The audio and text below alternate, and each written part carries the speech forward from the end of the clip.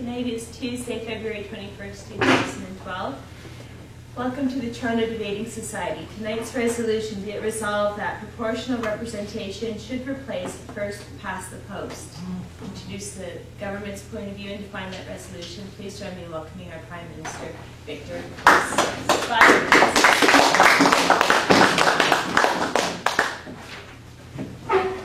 Good evening. Proportional representation should replace first by the post. Definition: proportional representation, or PR, an electoral system designed to represent in a legislative body each political group in proportion to the number of votes. Should replace are self-explanatory. First by the post is an electoral system, or FPP as I will call it, is an electoral system also known as winner takes all. This is the system we have in Canada. FPP is literally riddled with problems. I will concentrate on two main broad issues and prevailing trends that will demonstrate why our system should be changed. FPP system is not fair.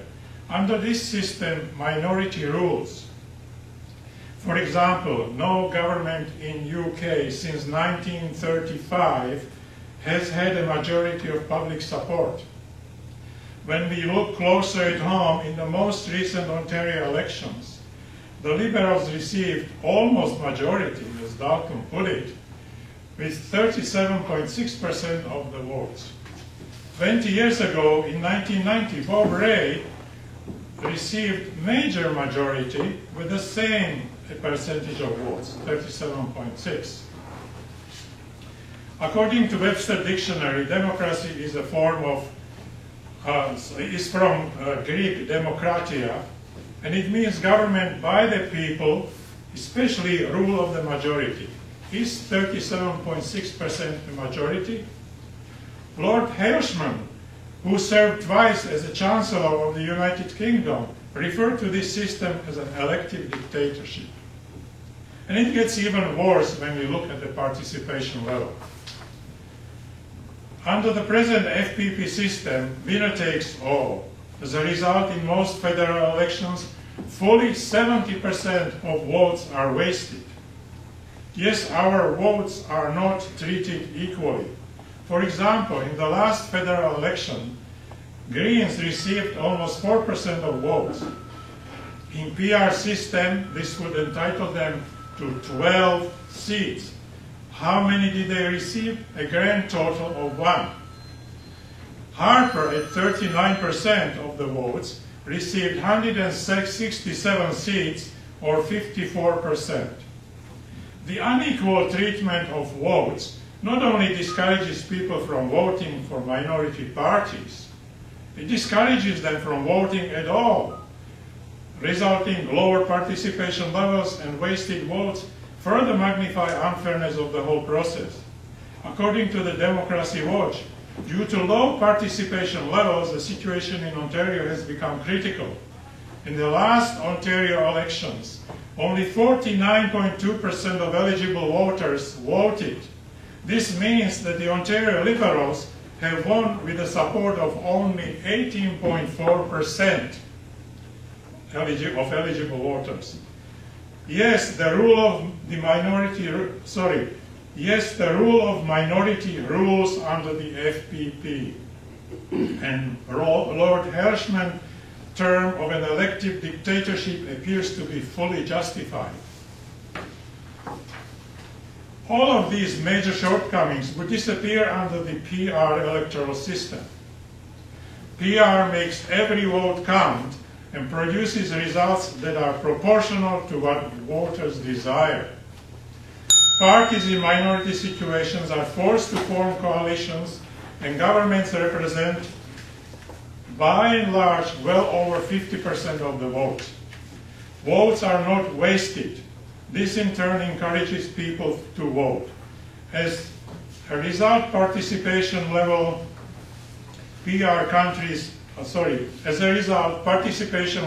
in PR countries are high, around 80%. Do you want another proof? Look at the rest of the world. 20 years ago, there were just over 60 countries using PR system. Today, there are 90 countries using PR system. All new democracies of Eastern Europe and former Soviet Union adopted PR. Afghanistan and Iraq adopted PR. Northern Ireland and New Zealand converted to it. Since 1945, effectively no country adopted FPP system. Reform in this area is traditionally a one-way street, away from FPP. Everyone in the world recognizes that FPP is a relic of the past. Ladies and gentlemen, it is time that we recognize it as well. Thank you.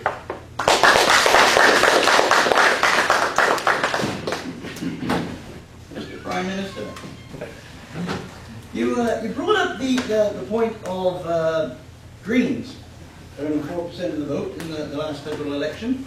Do you understand the concept of thresholds in those proportional representation systems? Yes, I do. And do you realize that most of them have a threshold of 5%? 4 or 5%. There are others who have 2 or 1. Yes, and I'll get on to that. Thank you for bringing that up.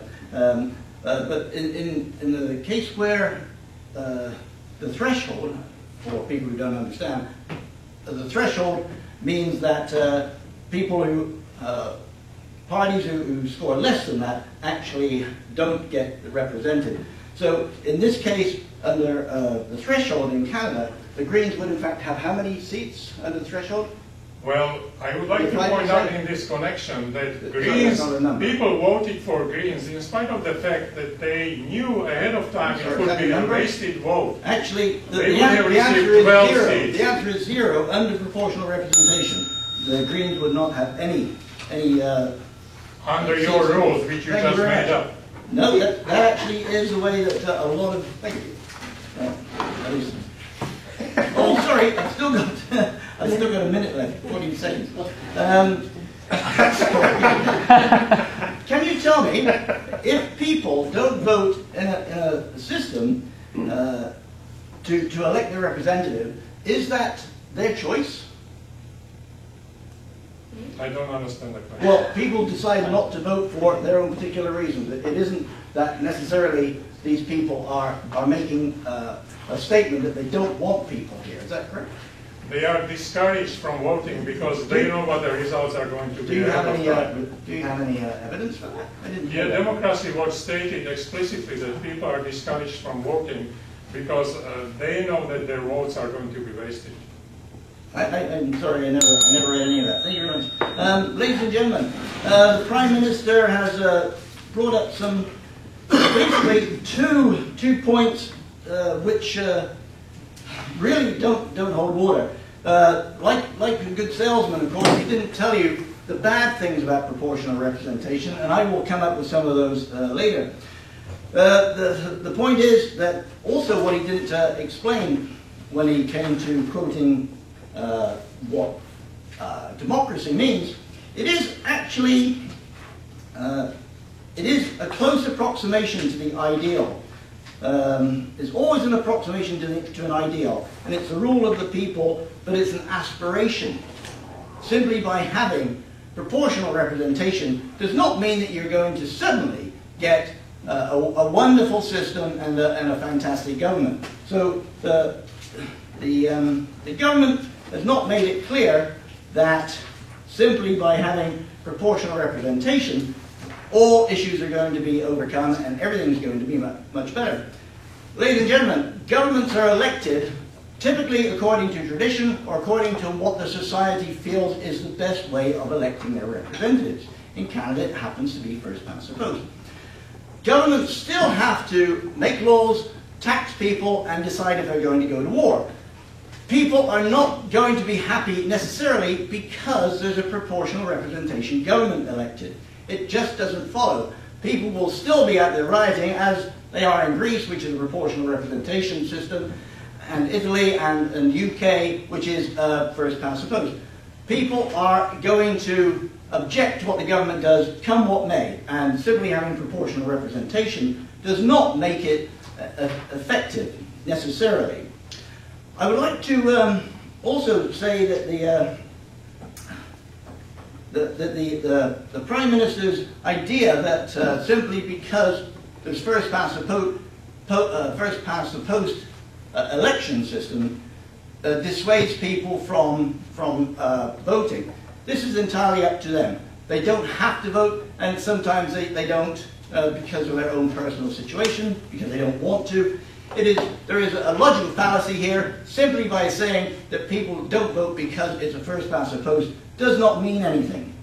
Ladies and gentlemen, let me go on to some of the more egregious situations where proportional representation has made a mockery of the voting system.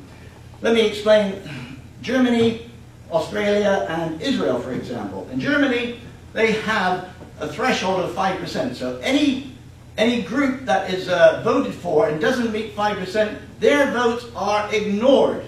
So they don't even get any say in what goes on. Even though the government tells you that proportional representation makes a lot of sense, under proportional representation, a lot of countries do actually ignore a lot of votes, and my partner will come into this later. Also, you have a situation where, with the transferable vote in Australia, where one member of parliament, ladies and gentlemen, last year's election, who was elected with 60,000 votes out of 12 million, decided which government was going to rule. There were 72 votes on the left, there were 72 votes seats on the right, and this one particular person with 60,000 votes decided who governed. Now, if you think that is bad, let's talk about Israel, ladies and gentlemen, where they have 18 parties, and it's proportional representation down to 2%. Now, in this situation in Israel, at the moment, there are 2 parties with 3 seats, and they are keeping the Likud government in power.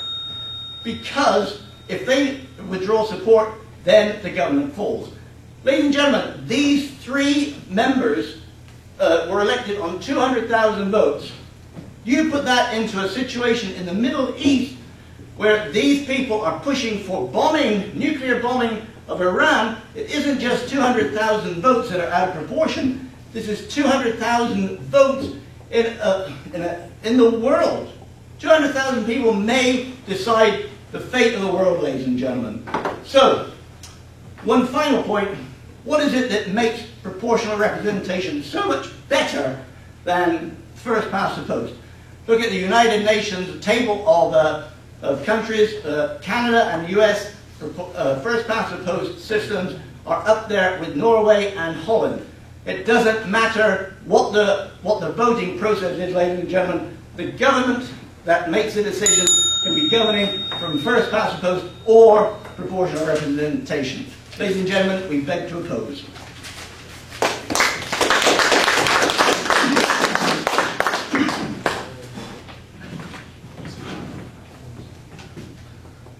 You said that governments are elected.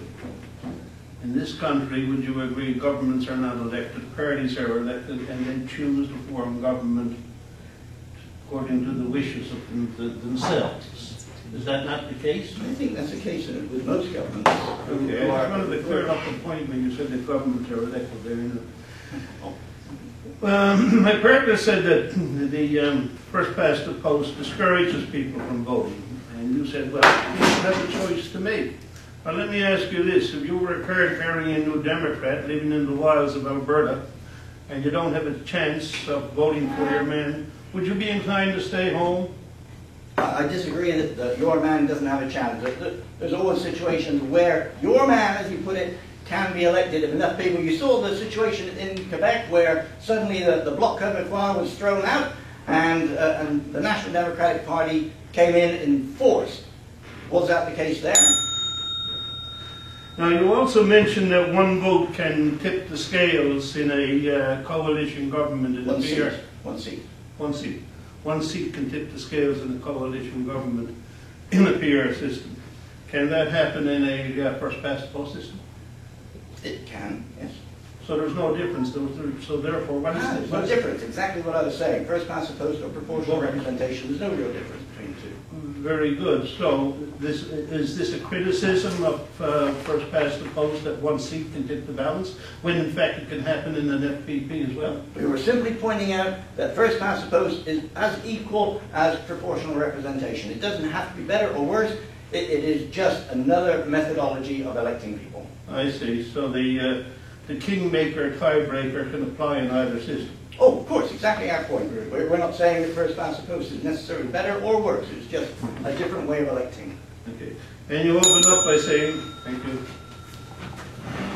Thanks very much, David. The leader of the opposition said that first past the post is not perfect, and we would agree it isn't. But I'm reminded of something that Churchill said at one point, that democracy is not the best form of government, and it's probably the worst, except for all the others. And I think we can make that analogy here tonight with proportional representation versus first past the post. I want to elaborate on a few points that my colleague has made. The concept of a wasted vote in FPP, first past the post. Wasted votes are votes that are cast in a losing cause, but they are also votes that are cast in excess of what a successful candidate needs to win. Now, Fair Vote Canada, which is an organization that has been pushing for proportional representation in this country for years, have pointed out that in the last 5 or 6 federal elections in this country, about 75% of the votes cast elected nobody. Not a soul. What does that say? When 3 out of 4 people had no voice at all in electing a single member to a single seat in the Congress.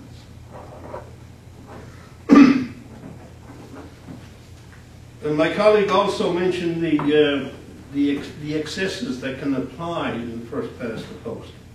Here's some figures for you. In the 2011 federal election, it required 35,000 votes to elect a conservative. It required 44,000 votes to elect a liberal, 35,000 to elect a New Democrat, 82,000 to elect a bloc, and 576,000 to elect one Green. Now that is because of concentrated electoral regional strength. This is one of the most pernicious aspects of first past the post voting, that so much of a party's strength is concentrated into one region of the country.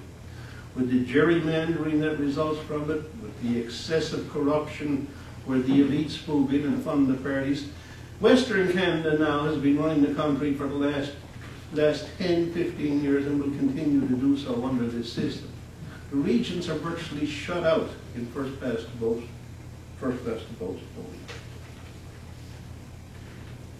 voting. We also have a problem with the fact that women and minorities, and small minorities, I mean natives, for example, people of color, people of various religious persuasions and so forth, are shut out in first past the post voting because of the fact that the parties are not going to take a chance on them. You know, they become freighted with too much bias, at least on the part of the voters. So they tend not to win the seats. The opposition may point out, for example, that in first past the post, the candidate may represent the district, whereas in some forms of proportional representation, we have listings where parties are invited to fill the seats on their own accord.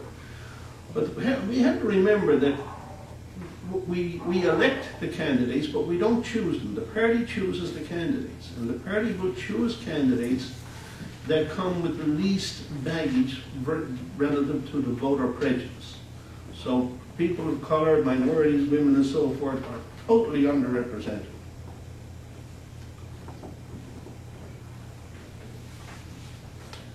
Coalitions, when they are formed, coalition governments, 1 minute left, they have less opportunity for the dictatorial action than we have with the pluralities that are formed in first past the post. That's because coalitions tend to be made up, of course, by definition, of a number of parties, but the smaller parties tend to be a bit more fanatical, more pure, if you like, beyond the reach of the vested interest.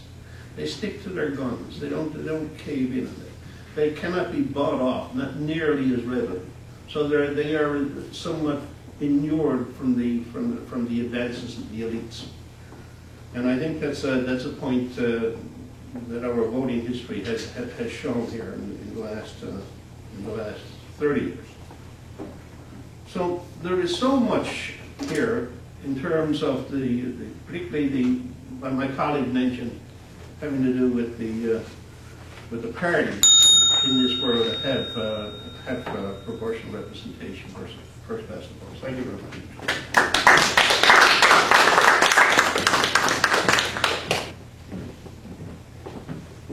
Sir, it has been said that first past the post fields candidates who appeal to a wide range of people, multiracial, bilingual, etc. And proportional representation system generally doesn't do that. How do you respond to this? Mr. Gingrich, Mr. Romney, Ms. Buchanan, to these people who appeal to a wide range of interest, they appeal to the narrowest, most prejudicial range of interest possible. Okay. They seem to be doing well, though. It is also said that proportional representation disproportionately favors small parties. How do you respond to this? I don't believe that it disproportionately belongs in that sense. It does favor small parties, but not disproportionately. That would be a contradiction in terms. Okay, so if that is the case, that it favors small parties, why is that a good thing? Because it brings in more voices into the national discourse. It respects regions, it respects color, it respects income levels, it respects regional interest.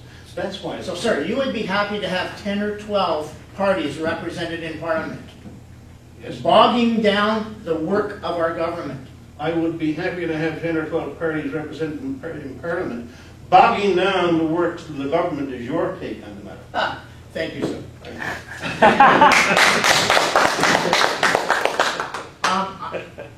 Madam Speaker, members of the government, ladies and gentlemen, I'm going to start by rebutting a couple of points of our Prime Minister here, and then I'm going to give you some arguments of my own. First of all, the Prime Minister said that up to 70% of the votes can be wasted.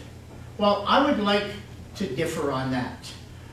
I don't think anybody who casts a vote, if they have exercised their franchise, if they exercise their vote, then how can he say that that is a wasted vote? The person has gone to the polls, they've set their opinion down on paper. That is, in a democracy, that is the system. It is not a wasted vote. That person has exercised their right. The Prime Minister also said that proportional representation makes every vote count. Well, as my partner has already explained the idea of thresholds, I would like to understand how that can possibly make every vote count when anywhere from 5% up to 50% of votes in a threshold situation can be swept aside and not count for anything. All right, now I'm going to give you my 4 arguments. My first argument is based on the simplicity of the system that we have, first past the post. This is a simple system that has been in place in the world for hundreds of years. And there are, at present time, 37 countries that I know of that practice this, among them United States, Canada, United Kingdom, and many more. This is a traditional system. It has been in place, as I said, for a long, long time. Because of this tradition that we have, it's important for the stability of our country.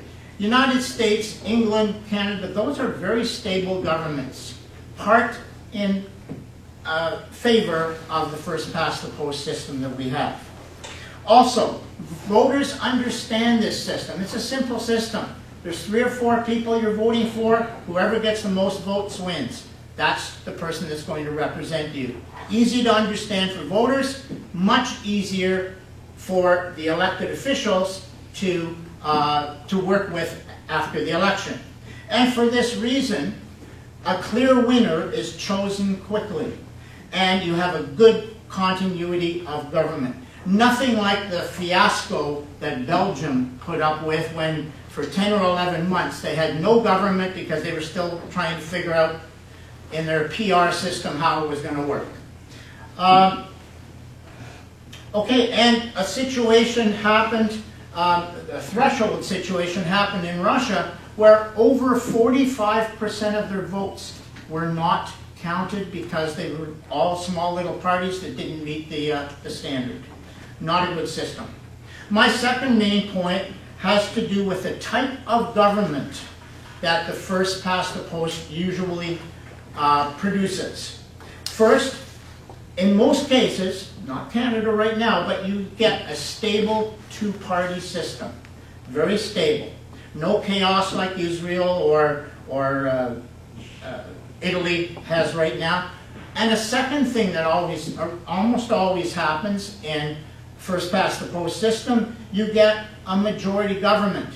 28 out of the last 36 votes in Canada since Confederation have produced a majority government.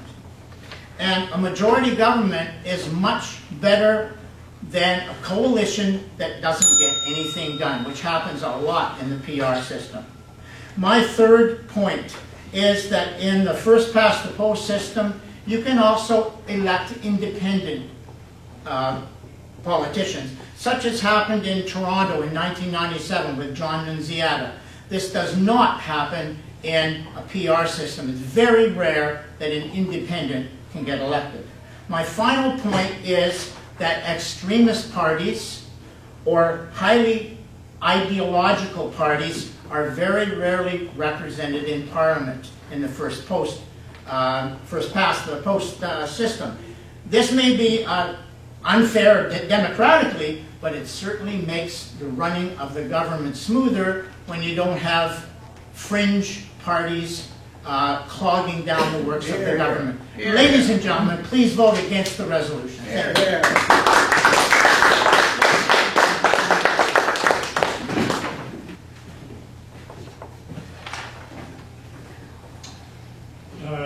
Thank you very much, member of the opposition.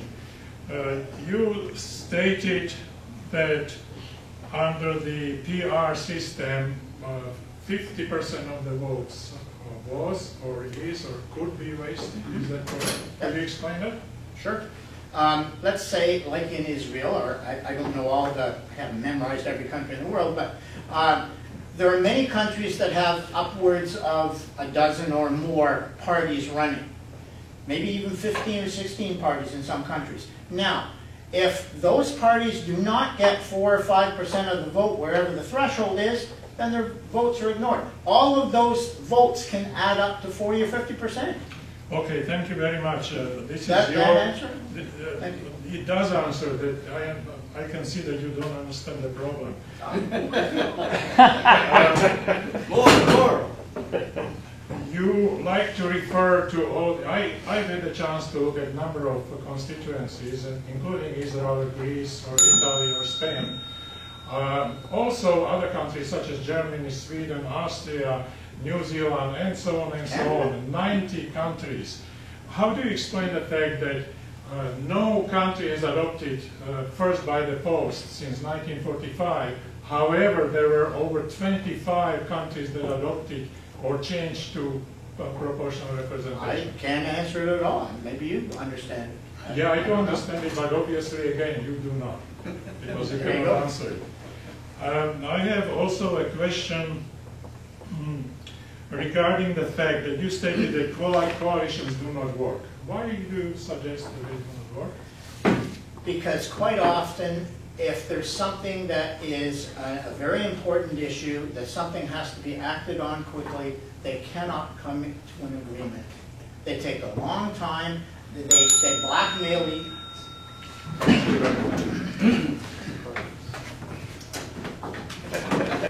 Please welcome for summations our Leader of the Opposition, Jim Smith.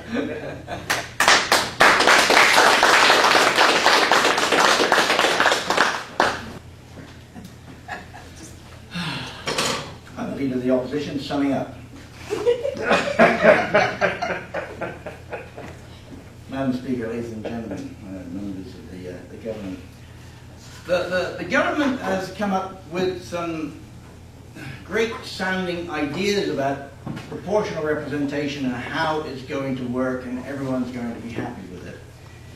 I hope that we convinced you that in the end, these results of proportional representation are not only just questionable, but in certain circumstances, under certain situations, positively negative, whereby you have the tyranny of the minority under proportional representation.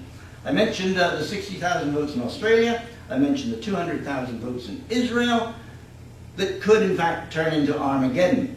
What is it that makes proportional representation so amazing when you have this kind of statistic to consider? The realities are not what the government says. Simply by having proportional representation, it does not mean that you're going to get better governance. It means that you can, in fact, be held hostage by just a few votes. The government has not actually proven that there is a benefit. That's what this debate is about. There isn't necessarily a benefit to having proportional representation. They said, isn't it nice that people have a good feel about being part of the system? Well, people have a good feel about being part of the system under first past the post. It isn't necessary that they are part of a proportional representation. It's far more about traditions and about what your society expects is a fair representation of your vote. Canada is happy with first past the post, and I haven't heard anything from the government that is going to change that. Yes, ladies and gentlemen, democracy is messy. Democracy means there's winners and losers, and we beg to oppose the debate this evening, and we hope that you support the opposition. And now to sum up the arguments for the government, please welcome our Prime Minister. Victor, for 2 minutes.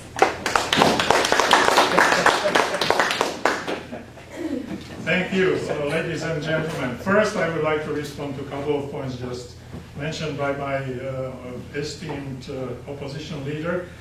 He's talking about tyranny of minority. Wow, Hear, hear. What an expression. Tyranny of minority, where everyone has an opportunity to vote and where votes are not wasted. Also, he's talking about being held hostage and fair representation under the FFP system.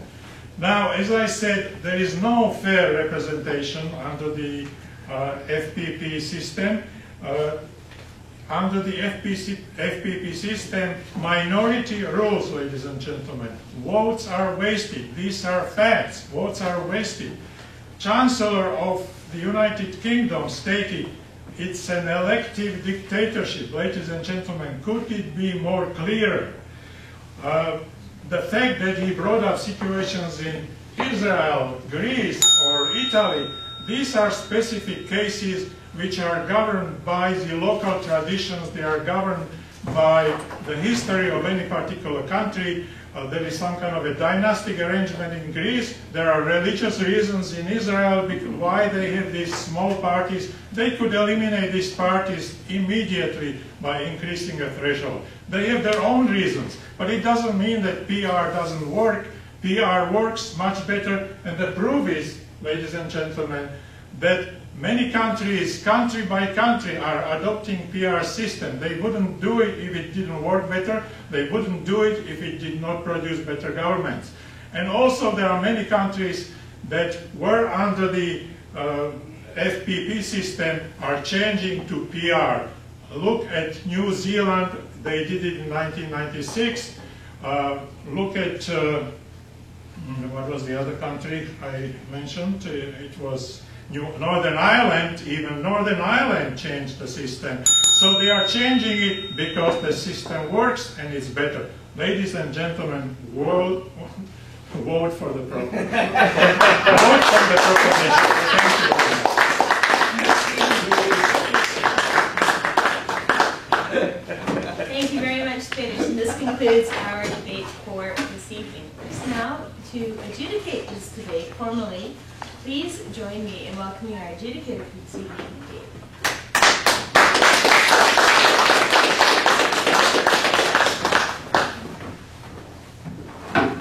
Thank you, Madam Speaker.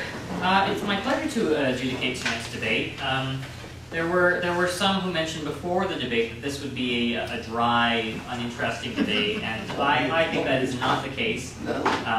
Lots of good arguments, lots of interesting content. I found a lot of really important issues came up about what democracy really means, and I thought that the debate was well done on the most part by both sides. So I'm going to analyze this debate from the different sections that we judge debates on, namely argument, content, rebuttal and refutation, and then teamwork and style and rhetoric. So, first of all, the government, I found they had a lot of clear arguments, and the clear I would like to emphasize because I could really understand and follow the government's arguments very well. First of all, that it's unfair. Other examples of other countries, it was about wasted votes, regional focus, like they were clear, isolated arguments, and I could understand them very clearly. And the opposition, I found that was mostly true, but it did kind of lack in the leader of the opposition's presentation. It was difficult for me to follow where one argument ended and where another began. And a lot of the arguments were kind of merged into rebuttals, which is true, because arguments do contrast with the opposition, with the government's arguments. But I found that it was difficult for me to tell what the argument was and then where the supporting content fits in. So to segue into the content on that, I found that actually there was a lot of great use of content on the government side and again on the opposition side. I'd like to point out a couple of interesting contradictions that I discovered. The government twice quoted two different sources, one saying that 70% of votes are wasted, another saying that 75% of votes were wasted. It seems all the debaters roughly accepted the 70 to 75 number, but I found it interesting that they would use such a large discrepancy, 5%, which is actually what the opposition was hanging on with, oh, sometimes 5% of votes are wasted in the thresholding system. So I found that really telling.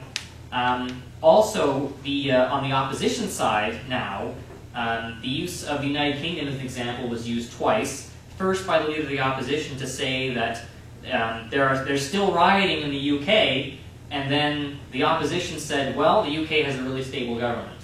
So yes, both of those things are true.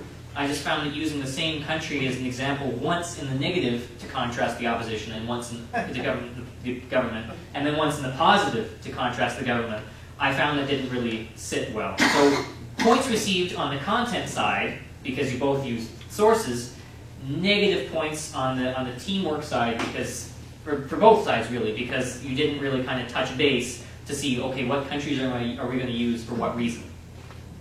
On the whole, for argument and content, I found in terms of the points, the government won the argument section and the content section just on balance. And actually going back to argument very briefly, a couple of the highlights for the different speakers, I found that the leader of the opposition lost points during a rebuttal and part of your argument where you referred to the first past the post system and the proportional representation system as just another system. It has flaws as well, but it's just another system. And I found that wasn't really the strong contrast that I was really looking for. It's just another system, that's not so much of a should-not reason. So I found that harmed your counter-thesis. Moving along to rebuttal and refutation, weighed at 20% of the final score. Something that is a big pro for the government is the Prime Minister actually used a piece of content in his rebuttal that I hadn't heard before. It wasn't used in your opening cases, the site. I think that was Democracy Watch. So there was a question that came from the opposition and you immediately responded with a source. And I found that actually really contrasted well with the leader of the opposition when questioned, where one of the questions was responded by, oh well, I've never read any of that, or I haven't read those things. not a good response to a question saying you haven't read a source. You can debate its relevancy or something like that, but not say that you haven't read it. Something that came out well in the rebuttals from both sides is about whether or not the system is being bogged down, whether or not the system is being held up, and it was brought up. It was addressed well on the government side. It says, well, that's your take on it. That's your assessment of it. And so it really came out. The contrast of the two sides really came out strongly in the rebuttals and refutations. So I thought that the cross-examinations were well handled by the government and mostly well handled by the opposition. On balance, the scores evenly matched rebuttal and refutation. Both sides did a good job, and that's difficult to do in a cross-examination. So that's well done. Coming up to teamwork, also worth 20%. I found that the government did a great job bringing across the central thrust of the argument regarding wasted votes. Like I heard that continuously. It was the underlying theme for both of your arguments. I found that your arguments were well developed together in unison. And for the opposition side, I found that the teamwork really only materialized in the summation. Positive points because the leader of the opposition used a lot of the opposition secondar's points as part of the summation, which is very important. So I found that calling those things back into your summation really helped. But I found that the teamwork, it really kind of felt disjointed. It felt like the two different members in the opposition were coming from different angles, which helps to balance the arguments and in terms of the argument section. But from the teamwork side, it was difficult for me to feel like they really were coming from the same place and that there was a central thrust. In terms of the style and rhetoric for 10%, the Prime Minister went over time, especially in the opening presentation, which I thought could have been paced a little better, especially since we know the amount of time beforehand and the cross-examinations haven't begun yet. So a couple of points off for that. It felt just a tiny bit of a flat presentation. I felt like it used some more passion, like this is a way that we can better reflect the needs or bringing things back. I found that it could just use a bit more oomph to really introduce the debate. And actually, the government seconder, I noticed at one point you made a little tap watch gesture when I think mentioning to the audience or to me specifically about the other member going over time in his responses. But I'd actually say that almost harmed you from a stylistic point of view, because I'd rather see you take command of the podium and say, "That's it, thank you very much, you're done, sir," something like that. And the opposition point, again, Jim, I found it was a bit disjointed, could have been a bit more clear, but very passionate, very strong. It really felt like everything was hanging on this. And I thought the seconder of the opposition, very clear and a very riveting presentation. So in terms of style and rhetoric, I found the opposition won on that category. Now, when you bring all the points down to it, there's only one place for the numbers to go. The opposition received 53 points out of a possible 100, while the government received 63 points. So that is actually a win for the government. The motion is carried. And the best speaker I selected was Jerry. He really, and I will tell you exactly why, a very strong rhetorical debate against their central theme of waste, saying, well, no vote is ever wasted because you got out and voted, that's democracy. Very strong point, excellent job, and that concludes the adjudication. So if I could ask the Prime Minister to please come up and elect. Thank you, congratulations. Thank you very much, Dave. Thank you. And the popular vote agreed with our adjudicator from a vote from 5 to 3. Please join me in welcoming the government again. David, perhaps you could accept this on behalf. You win the popular vote too, gentlemen.